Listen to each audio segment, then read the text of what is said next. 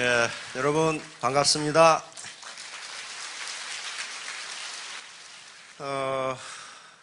제가 판단하기에 저는 대학에서 그것도 사관학교에서 경제학만 한 35년을 강의를 했는데 네트워크 마케팅에 대해서도 경험이 제법 있습니다. 그런데 애터미는 성공할 수 있는 객관적 조건을 모두 갖추고 있어요. 네트워크 마케팅에서 성공하기 위해서 가장 중요한 것은 경영자의 도덕성과 그리고 경영 능력이에요. 그런데 도덕성과 경영 능력 둘 중에 하나만 없어도 안 돼요. 굉장히 도덕적인데 경영 능력이 없으면 그것은 이웃집 할아버지예요. 그분은 여러분들을 성공 못 시킵니다. 두 개가 갖춰야 되고, 그 다음에 중요한 것은 판매하는 아이템 구성이에요. 아이템이 한 번 사면은 5년, 10년 쓰는 내구재는요, 네트워크 마케팅에 맞지가 않아요. 그럼 어떻게 판매를 합니까? 한 번 쓰면은, 예를 들면, 우리나라 네트워크 마케팅 초기에 들어왔던 자석료 같은 것이 그래요. 저도 친구 권유로 자석료 하나 사가지고 이사할 때마다 욕을 바가지로 퍼부었거든. 쓸 수도 없고, 아까워서 버릴 수도 없고, 그 300만 원인가 주고 샀는데, 그런 것을 한 번 사놓으면요, 재구매가 들어오지를 않습니다. 결국 노인당에 갖다 주고 말았는데, 그 다음에 품질과 가격이에요. 품질과 가격. 아이템 구성이 문제고, 그러니까 아이템 구성이 뭘로 돼야 돼요? 계속 쓰는 내 소비자가 돼야 돼요. 다시 말하면 생활 필수품이 되지 않으면요, 소비재라도 생활 필수품이 아니면 누가 삽니까? 그걸 안 산단 말이에요. 그래서 아이템 구성이 생활 필수품이어야 되고, 퀄리티와 프라이스가, 다시 말하면 품질과 가격이 낮아야 돼요. 품질이 높고 가격이 낮아야 돼요. 그럼 그것만 있으면 성공하느냐? 그렇지가 않아요. 이게 보상 플랜, 다시 말하면 이 사업자나 소비자에게 돌려주는 부분, 그 시스템이, 마케팅 시스템이 좋지 않으면 경영자가 다 먹어요. 아무리 좋고 싼 물건을 많이 팔았는데 자기 주머니에 들어온 것이 없다면 그건 성공 못해요. 그렇죠? 그런데 이런 모든 객관적 조건들이 제가 보기에 다 갖추어져 있어요. 그러면 객관적 조건이 다 갖추어져 있으면 다 성공하느냐? 그렇지는 않아요. 그렇지 않다고. 누구나 성공할 수 있지만 아무나 성공하는 건 아니에요. 성공하기가 쉽지가 않아요. 그러면 이제 성공할 수 있는, 애터미는 성공할 수 있는 객관적 조건은 되어 있는데, 마차에 수레바퀴 두 개가 있어야 돌아가듯이 하나의 수레바퀴가 객관적 조건이라면 또 하나의 수레바퀴는 주관적 조건이에요. 이 주관적 조건만 갖추면은 누구든지 성공할 수가 있습니다. 그런데 이 주관적 조건이라는 게 학력이 높아야 되는 것도 아니고, 나이가 젊어야 되는 것도 아니고, 돈이 많아야 되는 것도 아니고, 얼굴이 잘생겨야 되는 것도 아니에요. 제가 한 150번, 한 200번 강의를 했는데, 강의 제목이 다르지만은 그 내용은 하나입니다. 태도예요. 태도. 내 태도란 말이에요. 태도. 오늘 홍콩 분들이 많이 오셨다고 그러는데, 이 태도, 애티튜드예요. 이거 한마디로 말해서 마음가짐이에요. 마음가짐. 내 마음가짐. 여기서 말하는 태도에 대한 심리학적 해석이 많은데, 여기서 제가 말하는 태도는 마음가짐입니다. 내가 어떤 태도, 어떤 애티튜드, 어떤 마인드를 가지느냐가 성공의 주관적 조건이에요. 그런데 내가 반드시 성공해야 되겠다, 내가 인내심을 가지고 성공할 때까지 포기하지 않아야 되겠다, 네버 기브 업, 요 마음을 갖는데 하버드 대학 졸업장이 필요합니까? 돈이 많으면 그런 생각 가질 수 있어요? 사회적으로 지위가 높았던 분들이 높아야만 그런 마음을 가질 수 있냐고요. 이건 순전히 개인적인 거예요. 주관적인 거란 말이에요. 그래서 도대체 사회적 성공을 결정하는 요인이 무엇인가에 대해서 오늘 강의를 하려고 합니다. 어느 날 부부가 일요일 날 된통 부부싸움을 했어. 부부싸움 하시면 말을 합니까? 안 합니까? 안 하지요? 소 닭보드 더득, 입 꼭 다물고 있죠. 부부싸움을 된통하고 말을 안 하고 지냈어. 일요일 날. 그런데 월요일 날 아침에 남편이 일찍 출근을 해야 돼. 그날 아침에 일찍 아마 간부회의가 있었던 모양이지. 그래서 식탁에다가 메모를 써놨어요. 여보, 내일 빨리 출근해야 되니 5시에 깨워줘. 탁 해놨다. 그래서 부인만 믿고 아주 잠을 달콤하게 잤는데 아침에 일어나 보니 9시야. 깜짝 놀래가지고 도대체 5시에 깨우라고 했는데 9시가. 그러니까 메모를 이 전달이 됐다고 생각하고 자기는 자니까 아주 실컷 자죠. 깜짝 놀라서 식탁에 가보니까 식탁에 마누라가 메모를 해놨어. 여보, 5시야 일어나.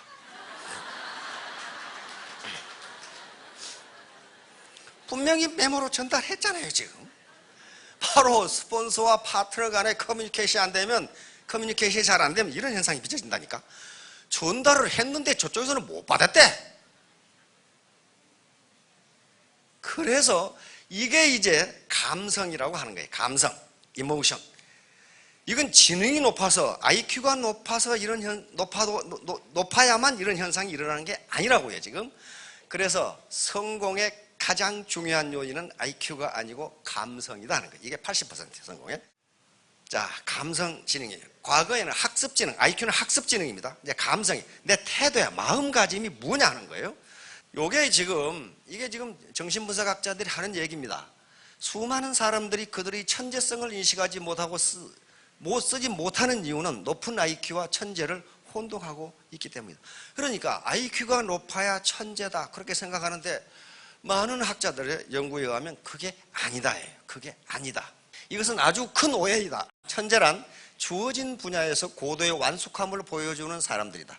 IQ에 대한 오해는 수학이나 물리학 분야에서 보여주는 천재들의 높은 IQ에서 나온다. 그런데 오늘 보도된 바에 따르면 수학도 그렇지가 않답니다. 그렇지가 않대요.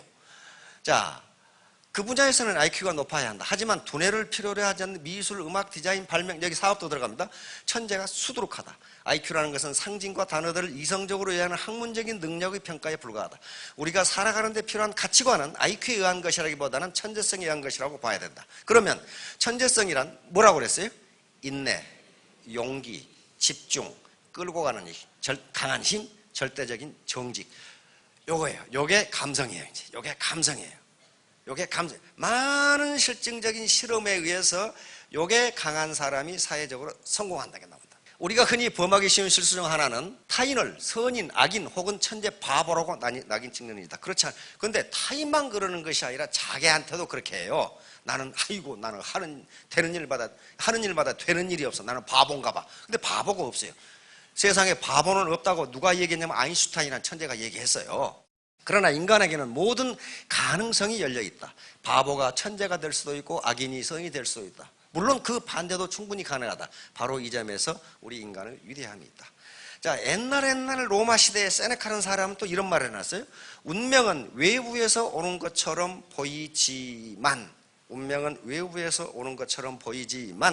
실은 우리 자신의 마음으로부터 비롯되는 것이다. 나약한 마음, 이거 안 되겠죠? 게으른 심성, 부정적인 습관이 나쁜 운명을 낳고, 여기 운명이라는 것은 운이라고 생각이 됩니다. 운을 낳고, 용기가 또 나오네. 지혜, 남을 돕는 이타성, 긍정적인 습관이 좋은 운명을 낳는다. 좋은 운을 낳는다. 성공하는 사람들이 대부분 80%가 뭐 때문에 성공했다고 말한다고 그랬어요? 우리 리더 스피치 할 때. 미국의 거의 성공한 사람들의 100%가 내가 잘한 것이 아니고 운이 좋았다고 얘기합니다. 빌 게이츠 같은 사람도 당신이 왜 성공 요인이 뭐냐 그랬더니 제가 운이 좋았습니다. 그렇게 얘기해. 그러면 하나같이 자기가 운이 좋았다고 하는 것은 뭘 의미합니까? 거짓말이 아니란 얘기예요. 그게 운이에요. 운. 그런데 운이라는 글자를 한번 잘 보세요. 우리 동양도 그렇고 서양도 그렇고 이 운자가 무슨 운자예요? 움직일 운자예요. 움직일 운자잖아요. 운은 움직인다. 운은 가만히 있지 않다. 다시 말하면 자기 앞에 운이 왔는데 그것을 잡은 사람만이 행운이 있어요. 그게 행운이 된다고요. 그러니까 바로 아까 나약한 게으름, 그 다음에 이기주의 이런 것은 운을 못 잡아요. 운을 못 잡습니다. 용기, 도전정신, 그리고 이타심 이런 것들이 운을 잡아요. 그래서 그런 것들이 바로 감성이에요. 감성이 이제.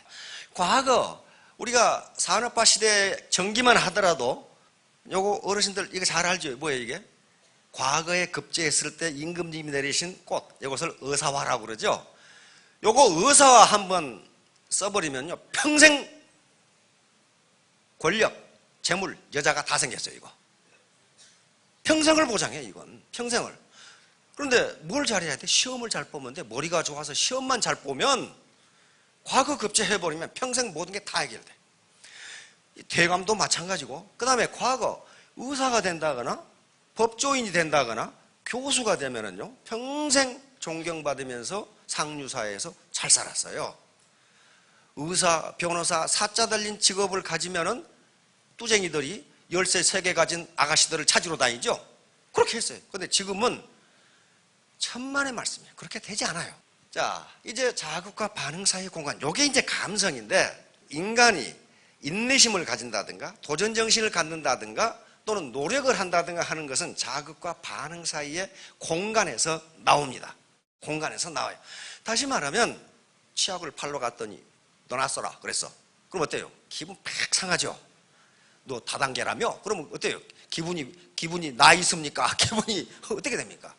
그때 바로 자극이 오는데 내가 어떻게 반응할 것이냐, 이게 감성이란 말이에요. 감성이야. 내가 그것을 참고 즉 공간이 넓어서 참고 어떻게 대응을 하느냐에 따라서 성공이 결정된다는 게 자극과 반응 사이의 공간이에요. 이분은 유대인으로 정신과 의사였어요. 그런데 아우슈비츠라고 하는 2차 대전 때 나치가 유대인을 학살하던 수용소가 있었죠. 가장 처참한 수용소가 아우슈비츠 폴란드에 있는 그건데, 거기에 끌려갔다가 살아남은 사람이에요. 자기 부인, 자기 부모, 형제, 친구 다 죽었어요. 다 죽고 혼자 살아남았어요. 그런데 어떻게 살아남았느냐? 이 사람은 바로 자극과 반응 사이에 공간이 있다는 사실을 알았어요. 다시 말하면 나치가 나에게 무슨 짓을 하더라도 거기에 내가 어떻게 대응하느냐 하는 것은 내 마음이다 하는 게 내 마음. 내 마음이다. 내가 자살할 것이냐, 거기에 화를 낼 것이냐 하는 것은 내 마음이에요. 그런데 그 자극과 반응 사이에서 내가 어떤 반응을 선택하는 것은 내 자유다. 이것은 나치도 나에게 뺏을 수 없다고 생각했어요. 그러면 자기가 살아야 할 의미를 찾아낸 거예요. 의미, 자기가 살아야 할 의미, 프리드리히 니체의 이 말을 보고 찾아낸 거예요. 왜 살아야 하는지를 아는 사람은 어떤 어려움도 견뎌낼 수 있다. 이것을 이렇게 바꾸세요. 왜 성공해야 하는지를 아는 사람은 어떤 어려움도 견딜 수 있다. 성공하는 거 쉬운 일 아닙니다. 그리고 다단계 판에서 성공하는 거 더 쉬운 일 아니에요. 네가 어쩌다가 그렇게 됐냐, 그렇게 나온다고 전부 다. 길거리에 혹시 나 함께 됐냐, 이렇게 나한테도 그렇게 묻는 놈 있어. 우리 친구들은 그 괜찮은, 사회적으로 괜찮은 사람들이거든. 그러니까 네가 어쩌다 그렇게 됐냐? 그랬을 때의 내 반응이 뭐냐 하는 거야. 반응이 그래 내 때려치울게. 그건 실패한 거예요. 그렇죠? 그럼 나는 뭐라고 대답하느냐? 네가 뭐라고 하건 나는 내가 하는 일이 옳다고 본다. 이렇게 말한단 말이에요. 왜냐하면 현대 선진국이건 후진국은 가장 중요한 경제 문제가 2가지입니다. 실제로는 일자리 문제와 소득 분배 문제예요. 일자리하고 소득만 해결되면 다른 기타 문제는 거의 다 해결돼요. 그렇잖아요. 일자리가 주어지고 소득이 주어지면 거의 모든 문제가 해결이 돼요. 사회복지가 다 해결돼요. 그런데 그게 안 돼요. 그런데 국가에서는 뭐 일자리 50만 개 만든다, 20만 개 만든다, 계속 거대 담론만 하고 있는데 실제로 일자리를 만드는 것은 어렵단 말이에요. 누가 만듭니까? 그건 기업가들이 만드는 거예요. 그런데 자본금 10억짜리 회사를 만들어서 이렇게 많은 수만 명의 사람들에게 일자리와 소득 분배를 하고 있다는 것은 뭐예요? 이건 옳은 일이다. 이건 옳은 일이다. 만약에 여기서 경영층이 계속적으로 좋지 않은 물건을 비싸게 팔아서 이윤을 취하고 있다면 이건 사기야. 사기죠. 그러나 그렇지 않고 절대 제품, 절대 가격, 그리고 절대 시스템을 가지고 고객을 부유하게, 고객을 성공하게 만들려고 하는 경영 마인드를 가지고 있다면 이것은 애국이다 그랬어요. 이건 애국이다. 나는 경제학을 강의한 사람이기 때문에 이건 애국이다. 자, 그래서 이제 이 프랭클 박사는 왜 자기가 살아남아야 하는지 그 의미를 발견했어요. 그러니까 바로 감성이라는 게 왜 누가 성공하느냐, 내가 왜 성공해야 되는지 확고한 목표가 있지 않으면 성공 못합니다. 뭐 성공하면 좋고 못하면 그만이고 그건 절대로 성공 못해요. 좋고가 안 돼요. 그게 반드시 성공해야 되겠다는 강한 의지가 있지 않으면 성공을 못합니다. 그게 감성이에요. 이제 감성. 그 뭐 학력이 좋아야 그런 마음 같습니까? 그 학력하고 아무 관계가 없어요. 나이하고도 관계가 없어요. 자, 그래서 프랭클 박사는 내가 살아남아서 인생에 실패해서 인생을 사는 이유를 모르는 사람들이 많은데 나는 이 경험을 했기 때문에 정신과 의사로서 인생을 사는 의미가 뭐라는 것을 말해줄 필요가 있다고 생각했어요. 그렇다면 나는 살아남아야 되겠다 이렇게 생각해요. 이 기록을 이 가공할 아주 말도 안 되는 몰상식한 이 상황을 우리 후손들에게 알려서 절망적인 사람들이 희망을 가지고 살아가게 해야 되겠다 이 생각을 했단 말이에요. 그게 뭐예요? 자기가 살아야 할 의미를 찾은 거예요. 그래서 살아남았어요. 아우슈비츠 이 소용소에서는 하루에 배급되는 물량이 한 컵이랍니다. 한 컵 가지고 어떻게 하겠어요? 그러나 자기는 살아남아야 된다고 생각했기 때문에 한 컵 가지고 반 컵은 마시고 반 컵 가지고 세수하고 면도하고 목욕까지 했어요. 왜냐하면 말랐거나 더러운 놈은 즉각 죽이기 때문에 살아남아야 되면 그거 가지고 면도는 뭘로 했냐, 유리조각 깨가지고 면도하고 세수하고 항상 건강하게 보이도록 그렇게 했어요. 살아남아야 되니까. 근데 반 컵 가지고 그걸 했단 말이에요. 그걸. 그렇다면 우리가 못할 게 뭐가 있어요? 그렇잖아요. 자, 그래서 요거예요. 자극이 오면 요 가운데서 선택을 해야 돼요. 요게 즉각 반응하면 그건 개가 되는 거예요. 밥 먹는 개 발로 차보세요. 그게 차는 놈이 주인인지 주인이 아닌지 구분 안 하고 물어버려. 한참 보고 주인이다 참아야 되겠다 그런 개가 없어요. 짐승은 바로 반응을 합니다. 하이에나, 아프리카의 초원의 하이에나 보세요. 배고프면요 다른 놈이 잡아오는 짐승도 지가 뺏어 먹어. 그렇죠? 그게 즉각 반응하는 거예요. 사람은 그렇게 하지 않아요. 왜? 생각해봐. 저놈 것을 내가 배고프다가 가게 지나가다가 배고프다고 아무거나 집어 먹어요? 그렇지 않아요. 요 공간에 생각을 하는 거예요. 내가 이렇게 하면 어떻게 되는가. 그래서 자기 행동을 선택한단 말이에요. 그러니까 내 행동을 어떻게 선택하느냐 하는 것이 감성입니다. 이제 그 예를 장량의 예를 들고 해봤습니다. 진시황이 천하를 통일하고 항우하고 유방하고 천하의 주인자를 놓고 다투죠. 이때 바로 유방 밑에 한나라의 고조인 유방 밑에 들어간 특급 참모가 장량이라는 사람입니다. 장량. 오늘날도 가장 유능한 참모를 장자방, 이렇게 장자방 같은 사람 이렇게 이야기하는 것은 바로 장량의 자가 자방입니다. 그렇게 유능한 참모였어요.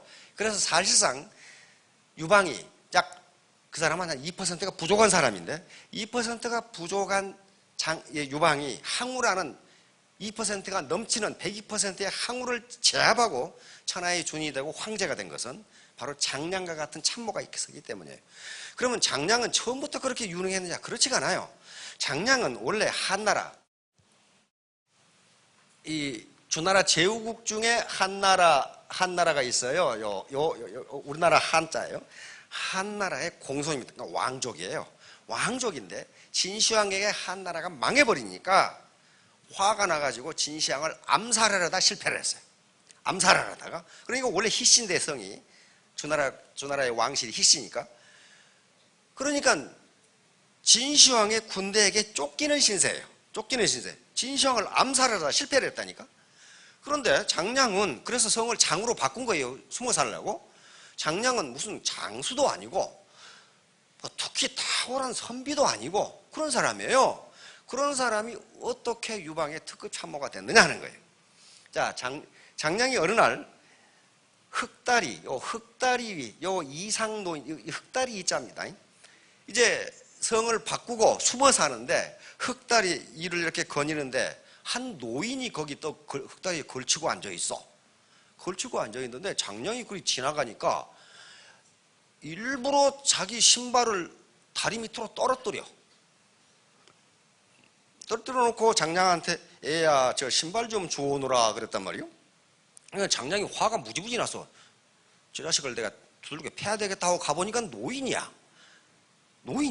노인이 그렇게 하고 있어. 그래서 두들겨 패려는 것을 꾹 참고 노인에게 신발을 다리 밑에까지 가서 가져왔어요. 가져오면 자기가 신어야지. 얘야 신겨라 그랬단 말이에요. 그러니까 귀한 게 가져왔으니까 신겨줬어요. 신겨줬어. 그러니까 노인이 하는 소리가 그 자식 가르칠만 하네 그랬단 말이에요. 그러고는 내일 아침 새벽에 이쪽 다리로 나오느라 내가 너를 가르칠 게 있다. 그러니까 장량이 이건 이상한 노인은 노인인데 뭔가 가르쳐준다 그러니까 새벽에 갔어요.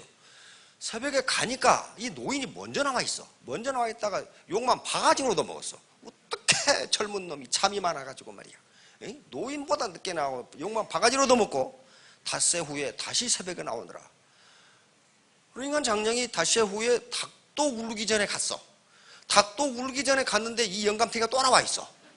그래 또 욕을 바가지로 얻어먹었어. 이 젊은 놈이 말이야. 노인을 말이야. 이렇게 기다리게 해가지고 말이지. 그러놓고 닷새 후에 또 나오느라 그래. 그러니까 그날은 장량이 아예 잠을 안 자고 가서 기다렸어. 그러니까 노인이 와서 젊은 놈이 그래야지 그렇게 됐단 말이에요. 그래가지고 책을 한 권 줍니다. 그게 태공병서라는 책이라고 기록이 돼요. 사마천의 사기에 기록이 되어 있어요. 태공병서는 누가 쓴 책이냐 하면은 강태공이라고 아시죠? 낚시한 바로 주나라의 무왕을 도와서 주나라를 창건한 1등 공신 군사가 강태공입니다. 그 강태공이 쓴 병사가 태공병서예요. 그 책을 준 거예요. 그러면서 이 책을 읽고 10년 후면은 당신은 천하를 통일할 것이다 그랬어요. 그래서 그걸 읽고 바로 장량이 한고조인 유방을 도와서 천하를 휩쓸어 버립니다. 자, 그러면 여기서 보세요. 자, 장량이 그렇게 유명한 아주 천하, 지금도 역사적으로 가장 유명한 참모로 치는 그것이 된 것은 이 병서 때문이에요. 이 노인 때문이에요. 이 노인 이름이 황석공입니다. 우리나라에 지금 책이 나와 있어요. 황석공 자서그래가 그래가 책이 나와 있어요. 그런데 만약에 노인이 분명히 앉아있다가 신발을 지가 일부러 떨어뜨리고 야 얘야 신발 좀 주워오느라 할 때 가서 두들겨 팼으면 어떻게 되겠어요? 모든 건 화사가 돼. 그렇죠? 그런데 또 일방적이야. 주워왔으면 신겨라. 그래 또 신겨서 꾹 참고 5일 후에 가르칠 것이 나오라. 근데 먼저 나와가지고 욕만 바가지로 얻어먹었어. 그걸 3번이나 했어. 2번이나 하고 3번째 했단 말이야. 이게 감성지능이라고 하는 거예요. 어떤 자극이 왔을 때 즉각 반응하지 않고 거기에 공간에서 여유를 가지고 내가 어떻게 반응할 것인가, 즉 합리적인 선택, 가장 좋은 선택을 자기가 하는 거. 이것이 성공이 달려있다는 거예요. 여기에 성공이 달려있다. 자, 그래서 이제 지능이라는 것이 과연 무엇인가? 이게 나온 것은 1905년에 프랑스에서 나왔습니다. 비네 시몽 테스트. 지금도 이걸 기본으로 하고 있어요. 이게 뭐냐면요. 프랑스 대혁명에 의해서 국민들에게 모두 똑같은 교육 기회를 줬습니다. 그러니까 오늘날 근대 교육이 시작된 거예요. 근데 한 클래스에다 넣고 아동들을 가르치다 보니까 어떤 현상이 빚어졌냐면은 굉장히 학습을 빨리 배우는 아동들이 있는가 하면은 굉장히 학습이 늦은 아동들이 있어요. 그래서 프랑스 정부에서는 이 학습이 늦은 아이들에게 어느 정도의 추가 교육을 시켜야 학습을 따라갈 수 있는지를 알아보고 싶었어요. 그래서 의사이자 심리학자인 비네에게 그걸 한번 연구해 보라 그랬어요. 그래서 젊은 의사인 시몽이라는 사람과 같이 테스트를 만든 게 비네 시몽 테스트고 이것이 IQ 테스트의 기본입니다. 그러니까 원래 IQ 테스트는 뭐 때문에 나온 거예요? 학습을 못 따라가는 애들에게 인도주의적으로 어떻게 방과 후에 학습을 조금 더 시키면 따라갈 수 있느냐를 가지고 나왔는데 그 뒤로 이것이 인간의 능력을 평가하는 기준이 되어버렸다 이 말이에요 지금. 그래서 인간을 재단하는 기준이 되어버렸어요. 그러다가 바로 학교 성적하고 IQ하고는 밀접한 관련이 있습니다. 그런데 학자들의 연구에 의하면 또 이 발표된 자료에 의하면 IQ는 학교 성적이 좋을 것이라고 하는 잠재력이에요. IQ가 높기 때문에 반드시 학교 성적이 좋은 게 아니라는 거예요.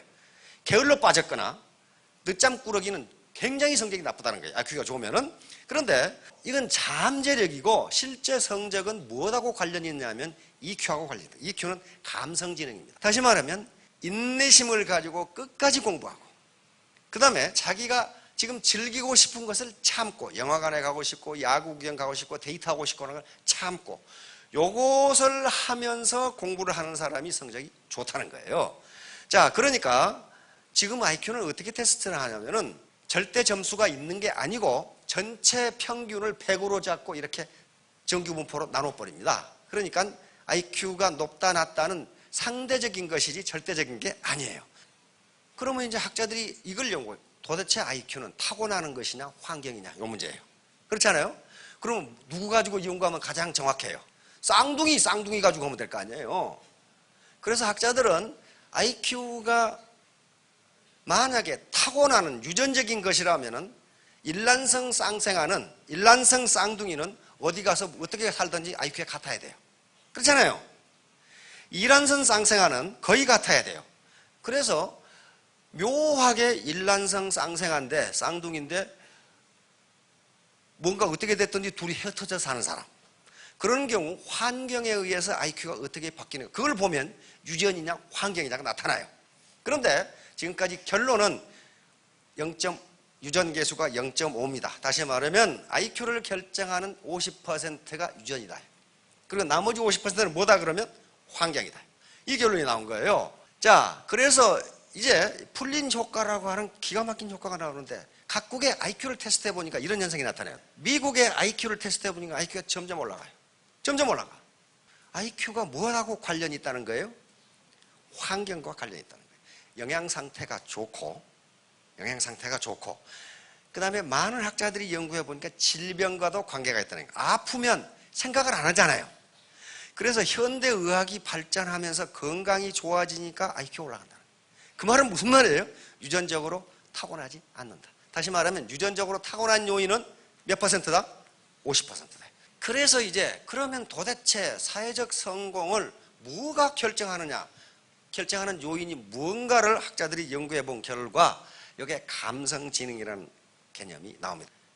골맨이라고 하는 사람인데 이분이 감성지능이라는 책을 써냈는데 이게 미국에서 아주 초베스트셀러가 됐어요. 왜냐하면 지금까지 미국 사람들도 IQ가 성공을 결정한다고 생각했는데 학자들이 연구해 보니까 그게 아니다 이렇게 나온 거란 말이에요. 누가 성공하느냐는 이게 나온 거예요. 그래가지고 타임지에서 이분의 감성지능이라고 하는 책 우리나라에 번역되어 있어요. 아주 거의 스테이셀러로 지금 계속 많이 팔리고 있는데 타임지에서 이걸 보고 EQ라고 하는 말을 만들어냈어요. 만들어내고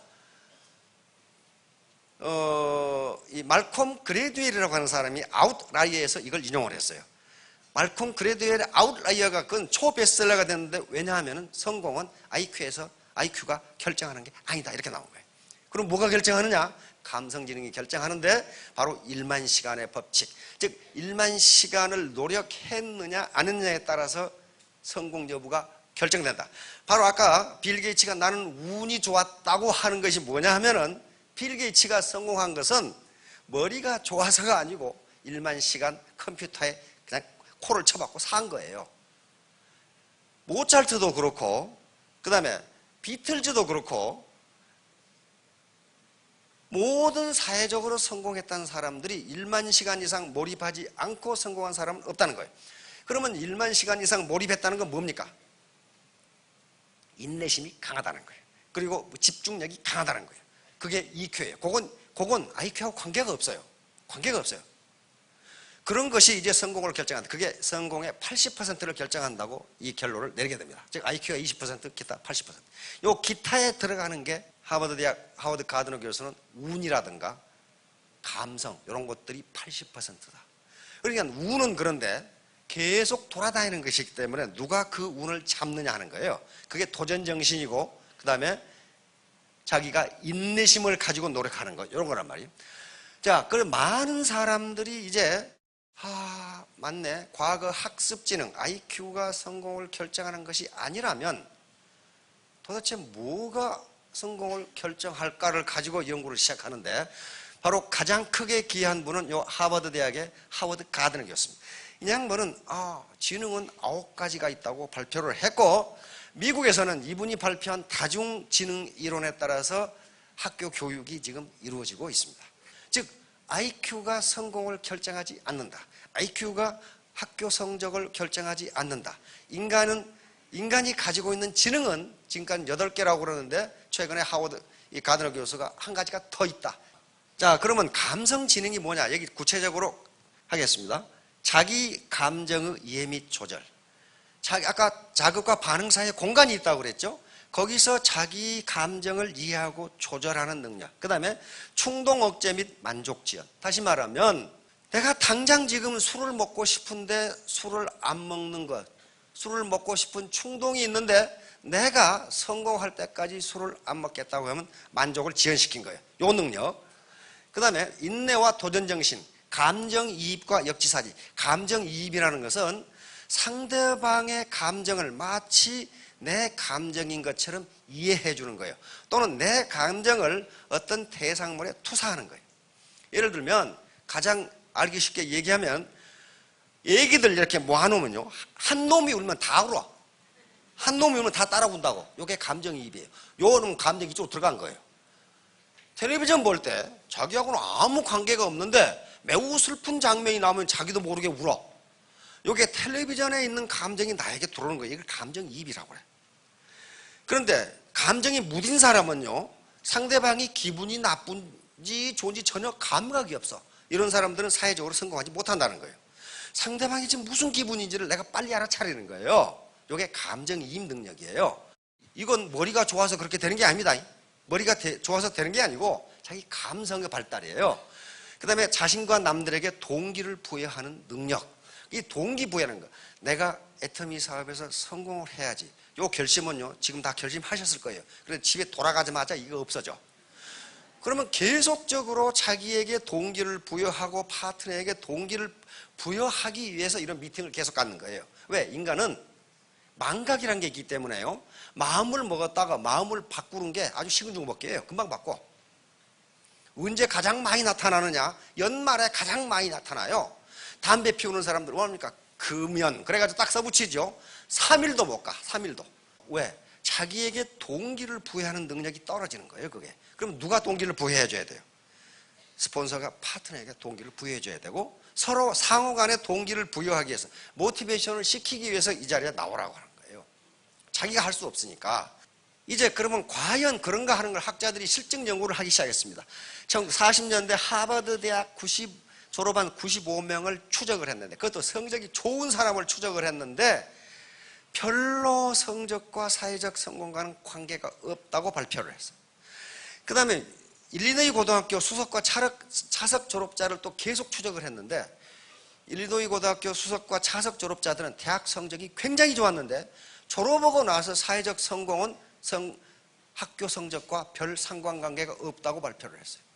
자, 그래서 바로 데니얼 골메인데, 감성지능, 이것은 똑같은 IQ라도 감성지능이 높은 사람이 학교 성적도 좋고 사회생활도 좋고 인간관계도 좋고 나중에 보니까 연봉도 높고 지위도 올라가더라. 그 말이에요 지금.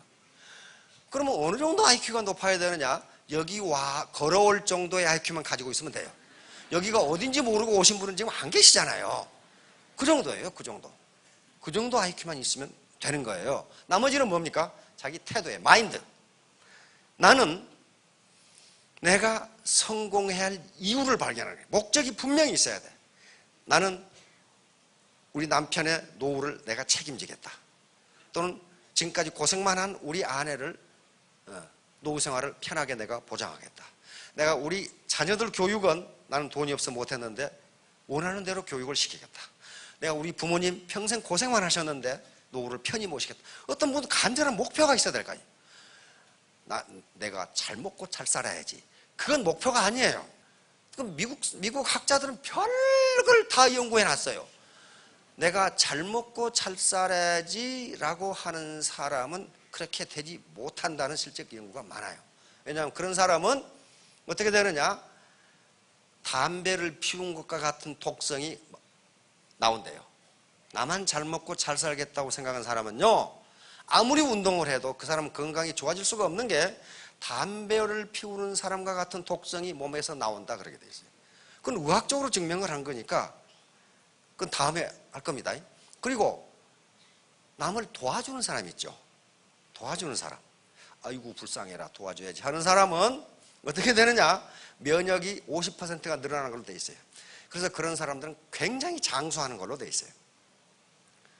그걸 의과대학에서 연구한 거니까. 그것도 하버드 의대에서. 그러니까 무슨 분명한 목표가 있으면 성공한다는 거예요. 그리고 건강해진다는 겁니다. 건강해져. 왜? 여기에 엔도르핀이라는 것이 나오는데, 그리고 면역성이 50%가 높아지면서 건강이 좋아지면서 활동성도 높아지고 성공한다는 거예요. 자, 바로 감성적으로 우수한 사람이 성공하는데, 여러 사람들이 누구예요? 아인슈타인. 아인슈타인 머리가 좋았습니다. 좋았는데 이거 고등학교도 졸업 못했어요. 왜? 말썽을 펴가지고 고등학교 2학년 때 쫓겨나 버렸거든. 그래가지고, 그런데 이 사람도 운이 좋았어요. 스위스에 가가지고 스위스 공대를 갔거든. 스위스 공대를 갔는데 시험을 봤는데 다른 건 다 빵점, 수학은 만점. 그러니까 점수를 골고루 맞아야 합격하는데 수학은 만점이 다른 건 빵점. 다른 건 빵점.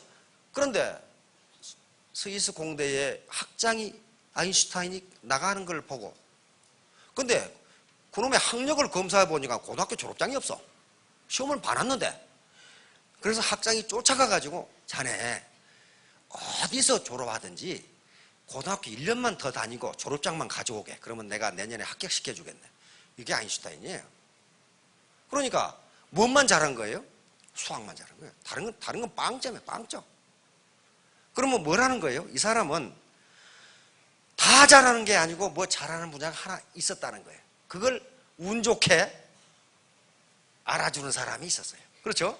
이거 뉴턴이고, 뉴턴이 한 유명한 말이 있습니다. 우리가 아는 것은 물방울이요, 모르는 것은 바다이다. 그러니까 IQ 가지고 성공 여부를 결정할 수 없는 거죠. 이건 모차르트입니다. 모차르트 마찬가지고 베토벤이고, 베토벤의 집념은 대단했죠. 아주 대단했습니다. 음악 악상이 떠오르면 맨 처음에 베토벤을 가르쳤던 사람이 그랬죠. 자네는 음악으로 성공하기는 틀렸으니까 다른 일자를 찾아보게. 그런데 세계 최고의 음악가가 됐잖아요. 왜? 뭐 때문에? 집념.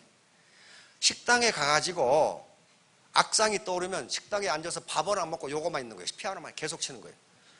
근데 식당 아줌마가 아무리 기다려도 피아노만 치고 있는데 이 식탁에서 밥을 먹어야 되겠는데, 저 밥을 먹어야 되는데 지금. 그래서 저 선생님, 그러니까 깜짝 놀라서 베토벤이 일어나면서 여기 값이 얼마입니까? 그래 자기가 지금 밥을 먹은 걸로 아는 거예요. 그 정도로 집념이 있었어요. 그 정도로 몰입을 했다고. 그래서 악성이 된 거예요. 에디슨이 머리가 좋았다는 말은 한 군데도 없어요. 정말 바보 천치였거든. 어떻게 전등을 만드는데 10,000번을 실패를 하냐? 아무리 바보라도 5,000번 실패하면 되지. 그런데 어떻게 세계 최고의 발명가가 됩니까? 포기하지 않았어요. 포기하지 않았어요. 그게 감성이에요. 그래서 천재라고 하는 것은 바로 치열하게 노력하는 사람, 치열하게 노력하는 사람이 천재. 에디슨 명언에 여기 나옵니다. 자, 천재는 99%의 땀과 1%의 영감으로 이루어진다. 1% 영감이라는 것은 1%의 IQ라 그 말이에요. 그러면 1% 두뇌만 있으면 어떻게 된다는 겁니까? 99% 노력하면 천재가 된다는 거예요. 그 뒤에 계속 그렇게 돼 있어요. 따라서 천재란 단순히 자신이 해야 할 모든 일을 완수하는 재능을 가진 사람이다. 그러니까 여기 계신 분은 포기하지 않으면 전부 천재가 됩니다.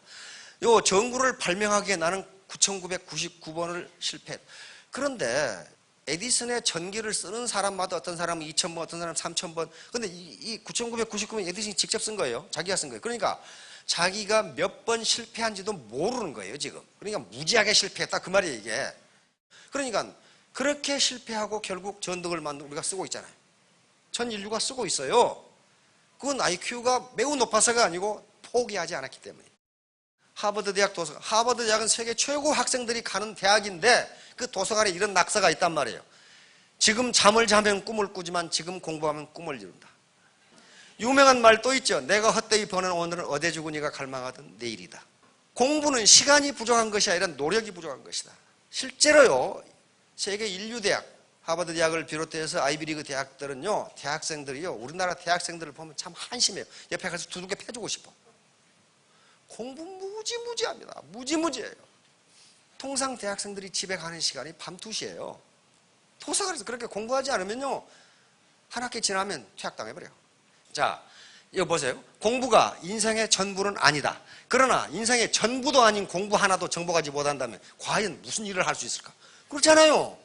전부가 아니라고 주장하는데 전부도 아닌 것도 못한다면 그럼 너는 뭐 할래 그 말이에요. 성공은 아무나 하는 것이 아니다. 철저한 자기관리와 노력에 의해서 비롯된다. 근데 오늘 자 지금도 침 흘린 분들이 있는데 지금 흘린 침은 내일 흘릴 눈물이 된다. 이게 침이 눈물로 바뀌지 않도록 조심하기 바랍니다. 오늘 걷지 않으면 내일 뛰어야 한다. 눈이 감기는가? 그럼 미래를 향한 눈도 감긴다. 이렇게 공부를 해요. 요건 지금은 여학생이 쓴 것 같아. 1시간 공부 더 하면 남편 얼굴이 바뀐다. 남편의 직업이 바뀌어요, 직업이. 자, 다중지능.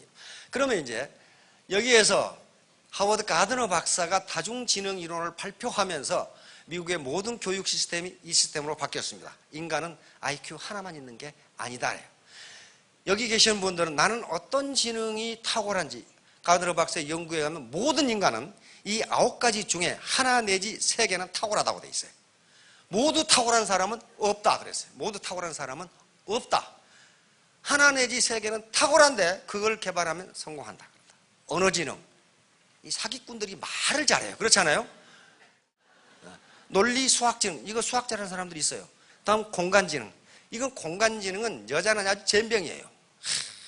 남자, 여자 파킹하는 거 보세요. 그렇게 넓은 자리를 어째서 파킹을 못하는지 나는 말이에요. 그거 나 이해가 도대체를 안 가. 그래가지고 옆구리 풍 찍고 말이지. 공간지능이 떨어져요. 이것은 선천적인 겁니다. 그 다음에 신체 운동지능. 굉장히 운동을 한 번 보면 따라하는 사람이 있어요. 그 다음에 음악지능. 음악. 그 다음에 대인관계지능. 아주 마당발들 있죠. 자기 성찰지능. 자기를 잘 아는 사람이 있어요. 이게 철학자들이죠. 그 다음에 자연친화지능. 실존지능. 이것은 나보다는 남을 생각하는 지능. 자, 이렇게 돼 있으니까 이 중에 인간은, 모든 인간은 3개 내지 1개 내지 3개의 특성을 가지고 있다는 거예요. 근데 그 예가 없어요. 다 그렇다는 거예요. 자기 몰라서 그렇지. 그러면 애터미 사업이 왜 성공할 수 있느냐? 이렇게 다양한 9가지 지능을 가진 사람이 서로 모아서 보완관계를 유지한다는 거예요. 베토벤은요, 슈베르트하고 베토벤은 음악은 천재인데 살림은 젬병이어가지고 항상 가난해. 항상 가난하단 말이에요. 왜? 다른 지능은 없잖아요. 음악 지능이 있잖아요. 그런데 애터미에는 많은 다양한 지능을 가진 사람들이 상호 협력하면 슈퍼 시너지가 나온다는 거예요. 그래서 성공하는 거예요. 요 다중지능 이론이 나옴으로써 어떻게 되냐? 아인슈타인이 이야기한 것이 맞다는 거예요. 모든 인간은 천재다. 단지 그걸 모를 뿐이에요. 그러니까 1개 내지 3개의 특출한 지능이 있으니까 그걸 개발하면 천재가 되는데 안 한 거예요. 왜 못했어요? 먹고 사는데 바빠가지고. 그렇죠? 이제 감성지능이 그러면 뭘로 구성되느냐 하는 건데 한번 가만히 보세요. 연구를 해보니까 이렇게 되는데 이게 좋은 사람이 성공한다고 돼 있어요. IQ하고는 아무 관계가 없어요. 자, 자신의 감정을 이해하는 능력. 내가 지금 감정이 뭔지, 저걸 먹고 싶은 건지 안 먹고 싶은 건지 하고 싶은 건지 말고 싶은 건지 뭘 알아야 될 거 아니에요. 그래야만 상대방에게 나는 그것에 찬성한다, 반대한다를 얘기해 줄 거 아니에요. 자신의 감정을 조절하는 능력. 화가 난다고 막무가내로 화를 내고 싫다고 다른 사람과 친하게 지내지 않고 이렇게 되면은 성공할 수 없다. 그 다음에 자신에게 동기를 부여하는 능력. 동기를 부여해야, 다시 말하면 내가 반드시 A 대학 B 학과에 들어가야 되겠다는 마음을 먹었으면 계속적으로 자기에게 동기를 부여하지 않으면 그렇게 될 수가 없어요. 왜? 계속 인내를 해야 되거든. 마찬가지로 내가 애터미 사업으로 성공을 해야 되겠다고 생각했으면 계속적으로 동기를 부여해 줘야 성공할 수 있단 말이에요. 그럼 누가 해주냐? 자기가 스스로 할 수도 있지만은 우리는 휴먼 네트워크니까 스폰서와 파트너가 서로 상호작용을 하면서 인터랙션을 하면서 그걸 해줘야 된다는 거예요. 자, 그 다음에 타인의 감정을 인식하는 능력. 타인의 감정 모르고 지멋대로 해버리면 인간관계가 엉망이 돼요. 성공할 수 없어요. 그렇죠? 그 다음에 인간관계를 관리하는 능력. 이런 것들이 전부 합해서 뭐가 되냐 하면 감성 지능이 된다는 거예요. 이것이 좋은 사람이 성공한다. 이것은 IQ하고는 관계가 없다는 거예요. 지금. 자, 결론입니다. 예, 자강불식. 자강불식은 주역에 나옵니다. 천행건, 하늘의 운행은 건, 굳건하니. 군자는 신사숙녀라고 보시면 됩니다. 건전한 양식을 가진 신사숙녀. 오늘날은 신사숙녀는 자강불식, 스스로 힘써 일하고 쉬지 말라. 다시 말하면 중도에 포기하지 말라. 하늘의 운행은 굳건하다는 것은 자연법칙, 성공의 법칙은 변함이 없으니 신사숙녀는 중도에 포기하지 말고 힘써 일하라, 그 말이에요. 이게 자강불식이에요. 힘써 일하라, 강이에요. 강. 스스로 힘써 일하라. 어떻게? 불식, 중도에 포기하지 말고. 길이 단금. 이것도 주역에 나옵니다. 리자는 날카로울 리자입니다. 우리가 이용한다 할 때 이자인데, 이인 동심 길이 단금, 그렇게 나옵니다. 두 사람이 한 마음이 되면 그 날카로움이 살아도 끊는다. 그게 바로 재심합력이에요. 여기 있는 재심합력. 재심합력은 한서라는 역사서에 나오는데 재심합력 얘기익장, 그렇게 나옵니다. 많은 사람이 한 마음이 돼서 힘을 합하면 그 날카로운 기운이 점점 커진다, 그렇게 돼 있어요. 그래서 아무리 약한 군대라도 강한 군대를 이길 수 있다, 이렇게 나오는 거예요. 근데 실제로 그렇게 됐어요. 그렇게 됐다고. 그 다음에 동심지현 기치열한, 같은 마음에서 나오는 말은 그 향기가 난초와 같다. 그러니까 서로 다투고 그러게 되면 거기서 난초 향이 나오는 게 아니라 뭐가 나와? 악취가 나와, 악취가. 그러면서 거기에 엔도르핀이 나온 것이 아니라 이상한 이 몸을 해치는 나쁜 성분이 나온다고 의학자들이 이야기하고 있어요. 그리고 이와 같이 이인 동심이 되고 동심지연이 됐을 때, 즉 기분이 업됐을 때, 업된 상태에서 두뇌가 가장 잘 돌아간답니다. 두뇌가. 그러니까 이렇게 되면 성공하는데, 이인 동심이 아니고 파트너와 스폰서 그리고 모든 사업자들이 다인 동심이 된다면 어떻게 되겠어요? 그건 쇠를 끊는 게 아니라 산을 들어 엎어버리는 거지. 그렇잖아요. 그래서 3년 만에 일천댁이 되고 올천댁이 되고 올천남이 될 수 있는 거예요. 혼자 힘으로는 절대로 되지 않습니다. 절대로 안 돼요. 그것도 시스템 속에 들어있어요. 애터미 사업, 요 네트워크 사업은요, 시스템 속에 자기가 들어있으면서 자기 시스템을 만드는 사업이에요. 자기 시스템을 만든다고요. 시스템을 소유하지 않고는 절대로 보지 못합니다. 기업가라든가 하는 건 전부 시스템을 소유하고 있는 사람들이에요. 그러니까 서민들이, 돈 없는 서민들이 자기 시스템을 가질 수 있는 유일한 방법은 네트워크 마케팅 막 현재는 없어요. 그게 어디에 그 말이 들어있냐면요, 부자 아빠, 가난한 아빠를 쓴 로버트 키요사키 책에 그게 들어있어요. 부자가 되기 위해서는 시스템을 가져야 되는데, 시스템을 갖는 방법은 3가지가 있다 그랬어요. 4가지가 있으면 한번 찾아보세요. 현재 저는 3가지밖에 발견 못했어요. 먼저 시스템을 만드는 방법. 그게 정주영 회장님이나 이병철 회장님 시스템 만들었잖아요. 기업을 설립하는 방법이에요. 두 번째는 존재하는 시스템을 사버리는 방법. 그게 프랜차이즈입니다. 근데 우리나라 프랜차이즈는 그것도 안 돼요. 세 번째는 네트워크 마케팅에 들어가서, 즉 기존의 시스템에 들어가서 자기 시스템을 만드는 방법이에요. 자기 시스템을 가질 수 있는 방법 또 있으면 연구해서 저한테 한번 말씀을 드려보세요. 시스템을 갖지 않으면요, 절대로 부자가 될 수 없어요. 시스템을 가져야 되는데, 시스템 만들 수 있습니까 지금? 10억 가지고 시스템 만들 수 있어요? 안 됩니다. 거의 실패해요. 프랜차이즈 해가지고 자기 시스템 가질 수 있어요? 안 됩니다. 본점에서 거의 대부분 인마이 포켓하기 때문에 안 돼요. 그렇다면 서민이 가질 수 있는 유일한 시스템은 기존의 시스템에 들어와서 자기 시스템을 만드는 방법밖에 없어요. 그게 바로 현재로서는 네트워크 마케팅밖에 없어요. 현재로서는. 그래서 스스로 이제 판단을 하셔야 됩니다. 자기 그것은 할 것인가 말 것인가 어떻게 할 것인가 자기 태도를 어떻게 취할 것인가는 자신의 몫이지 객관적인 조건이 아니에요. 이것은. 나로 발사 처음에 성공했습니까? 아니죠. 세 번째 만에. 이거 돈 무지무지하게 들어갑니다. 돈 무지무지하게 들어가요. 그런데 이거 두 번 하고 안 해버렸으면 어떻게 됩니까?